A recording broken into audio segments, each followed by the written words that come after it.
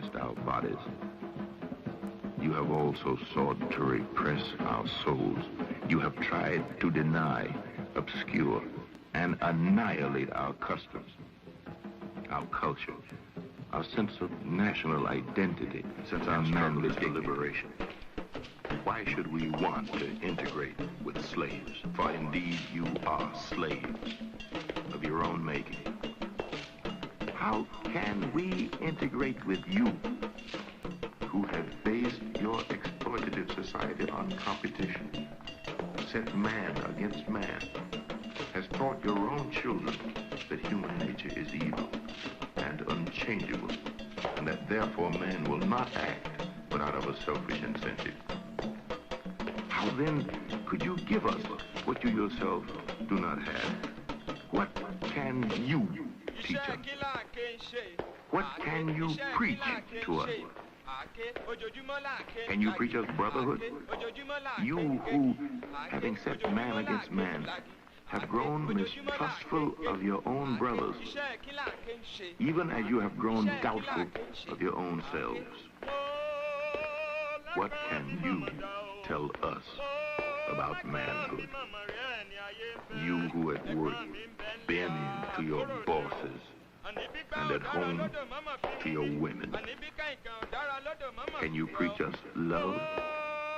You who have grown fearful to show your feelings. You who cannot give without at once taking. You whose heart is howling from its hollow depths to be filled with what it cannot give. Can you give us your culture? You upon whom capitalism has reaped the most blighted of its depredation, made you destroy the conscience of the cultures you have sought to adopt from foreign lands.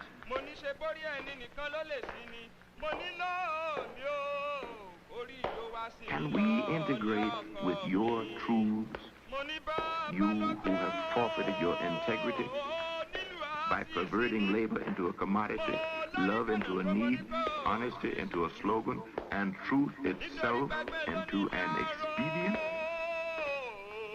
You who have given a lie to your own heritage of truth.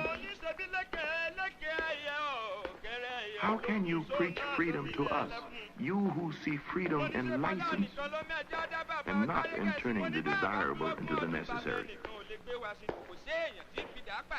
Can you preach us freedom, you who are immature enough to believe that selfish happiness is the aim of life? You, a man constantly seeking himself.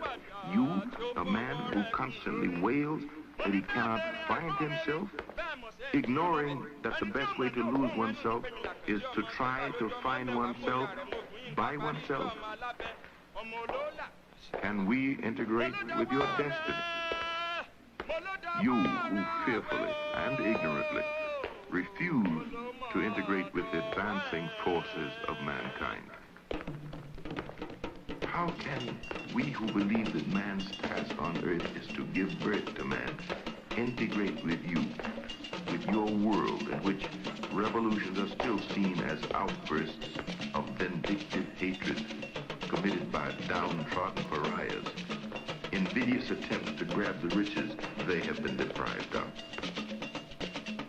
How can you preach humanity to us if the society you yourself established has made you skeptical of man's nobler motives, has withered your hearts to the wretchedness of your brothers, has softened your passion, deprived you of the sense of an ideal, turned you into a nation of non-men, desperately seeking their forfeited manhood?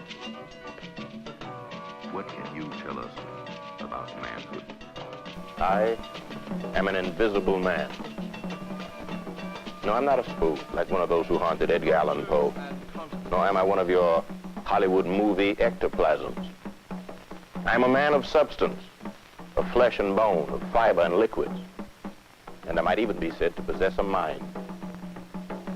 I'm invisible simply because people refuse to see me. It is sometimes advantageous to be unseen, although it is most often rather wearing on the nerves. You wonder whether you aren't simply a phantom in other people's minds. You ache with the need to convince yourself that you do exist in the real world. Bye, bye, bye.